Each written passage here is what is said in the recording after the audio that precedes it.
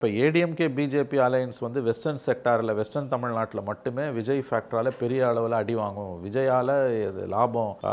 ADMK BJP அலையன்ஸால் மேற்கு மண்டலத்திலேயே ரெண்டு கட்சிக்கும் பெரிய அளவில் லாபம் இல்லை. விஜய் 30% மேலே ஓட்டை எடுத்துகிட்டு போகிறாருன்னு ஒரு இன்டர்னல் சர்வேல செங்கோட்டையன் கொடுத்தது சர்வே நிர்மலா சீதாராமனுக்கு, செந்தில் பாலாஜி ஸ்டாலினுக்கு கொடுத்த சர்வே, ப்ளஸ் ஸ்டாலின் வந்து அவங்களோட ஸ்பெஷல் ஏஜென்சிஸை வச்சு எடுத்தது, ப்ளஸ் ஸ்டேட் இன்டெலிஜென்ஸை வச்சு எடுத்தது கூட என்ன சொல்கிறாங்கன்னா, விஜய் ஃபேக்டர் வந்து வெஸ்டர்ன் தமிழ்நாட்டிலேயே திமுக பிஜேபி ஏடிஎம்கேக்கு பெரிய பாதிப்பை ஏற்படுத்தியிருக்கு அப்படின்னு சொல்கிறாங்க. இது தெரிஞ்சு தான் எடப்பாடி அமித்ஷா எல்லாருமே விஜய் வரணும் விஜய் வரணும் விஜய் வரணுன்றது இதில் தான் அவங்களுக்கு தெரியுது. அது வந்து டிஎம்கே ஓட்டு ஓரளவு உடையுது.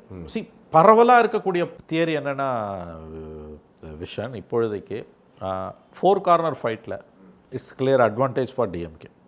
அதில் சந்தேகம் இல்லை. ரொம்ப if you put it in a nutshell, ADMK BJP alliance குட்டி கட்சியாக போய் சேரலாம். ரெண்டாவது DMK alliance which is a powerful alliance. மூணாவது சீமான், நாலாவது விஜய். இந்த 4 முனை போட்டியில் வந்து விஜய் அதிகமாக ஆன்டி டிஎம்கே ஓட்ஸை உடைக்கிறதால டிஎம்கே ஓரளவு சேதாரம் இருந்து ஆன்டி இன்கம்பன்ஸ் இருந்தாலும் இட் இஸ் 3-வே கண்டெஸ்ட்டாக எதிர்க்க போகிறதால கண்டிப்பாக இட்ஸ் டிஎம்கே அட்வான்டேஜ். இப்போதைக்கு இன்னும் 8 மாதம் இருக்குது. As of no advantage the sense வாய்ப்பு அதிகம். எவ்வளோ சீட் என்ன அதெல்லாம் சொல்ல முடியாது. தனியாக திமுக 118 மேஜிக் ஃபிகர் வாங்குமா தெரியாது.